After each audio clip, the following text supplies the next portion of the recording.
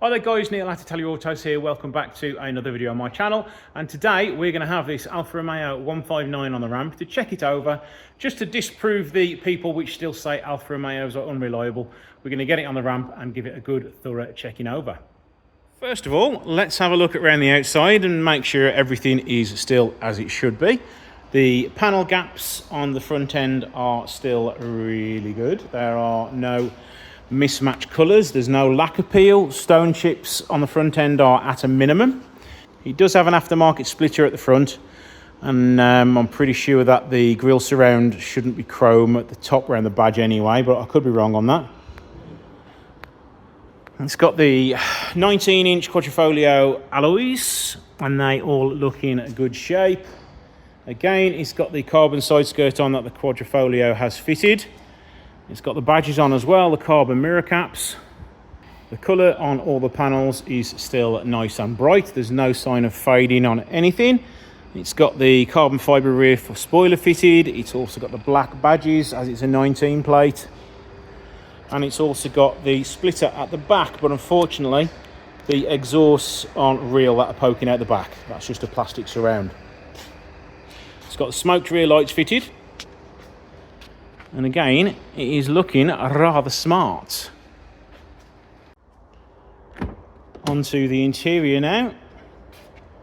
Everything is holding up well. A couple of dirty marks, probably from me to be honest, from when I serviced it.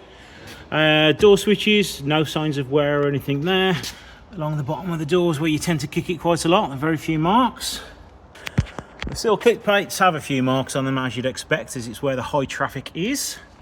The seat bolster is holding up really well indeed. There's not many marks on that at all, just a couple of little marks down there, but the rest of the seat is perfectly fine. The customer has fitted some of these aftermarket carbon bits. Personally, I'm not a fan, not because they don't make the car look better, but it's because they do protrude from the steering wheel quite a lot, and it's something it doesn't feel as nice as a standard steering wheel does. I think we've got some standard carbon in here. As this is the TI model, it does come with a leather stitched dashboard and a lot of extra carbon bits on it. It's covered 38,000 miles, nearly 39,000 miles. Let's have a listen to the engine. Starts up really well. No rattly lifters or any odd noises. It is in perfect health indeed. A little bit of a rev. Sounds perfectly fine. It's holding up really well. The interior, all the carbon looks perfectly fine. All the dials and switches are not showing in anywhere. Again, I think this is an aftermarket part which protrudes a little bit, but that's not as bad as the steering wheel one. But you see all the little buttons and everything are not showing anywhere at all. Where the seams are on the steering wheel, there are no signs of wear at all. Connecting to the ECU, and hopefully it shows no full codes.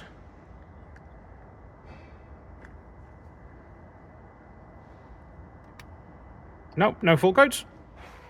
So let's get it on the ramp now. We'll check out the engine bay, we'll check out the suspension, the brakes, and we'll also check out the underside to see if it's got any problems with the bushes, any oil leaks or anything like that. Under the bonnet, this car has got an aftermarket K&N air filter fitted. What I've also done today is I've done a major service on it. So we have put a new auxiliary belt on it behind there and a new set of spark plugs in it. But everything else on the engine bay is still looking mighty fine. I do still need to top up the coolant because it is a tad low. The alloy wheels, I have no signs of corrosion on them, a few little curb marks, but that's about it. And the bad thing about this car is, unfortunately, they have fitted some cheap and nasty tyres. L Zeal, never heard of them before.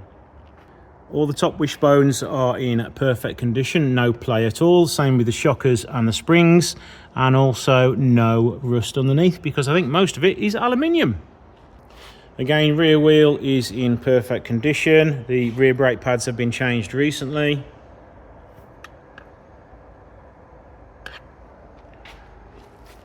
Shocker has no signs of any leaking. Again, everything's all tickety-boo under the back here. Fake exhaust ends, unfortunately, on this one, as it's a TI. Wheel perfectly good, brakes have been changed, shocker is in good condition here as well. All the sill is fitting perfectly with no signs of many scratches. Unfortunately, They do suffer from scratches there because they are very wide sill. Customer has also fitted some mud flaps to it, and they will reduce the amount of stone chips that come along the side of it.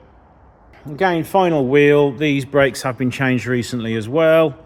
Suspension is in all good order and no signs of any problems.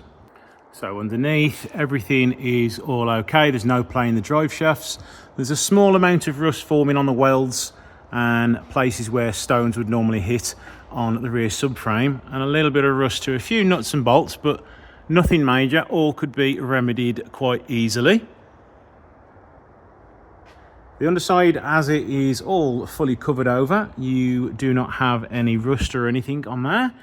I have let the engine under tray down so we can see underneath there as I am servicing it at the moment. And up there we've got nice and clean, no oil leaks, no rust or anything like that. This side, up by the turbo, they do tend to suffer from oil leaks every now and again, but this one is absolutely perfect with no oil leaks at all. All the suspension components have been tested and there's no excess play in anything at the front or the back. So I hope this video has actually proved to you that Alfa Romeos are actually quite reliable and they're aging pretty well. This new generation of Alfas are absolutely fantastic. These have been out for 7 years now. Yes, they have some of their regular faults, just like every car does, but the vast majority of everyone I see is in perfect condition. As long as it's been looked after and serviced well, you shouldn't really have any major problems with this car. So I hope you've liked this video. Don't forget to like, share and subscribe, and I shall see you in the next video.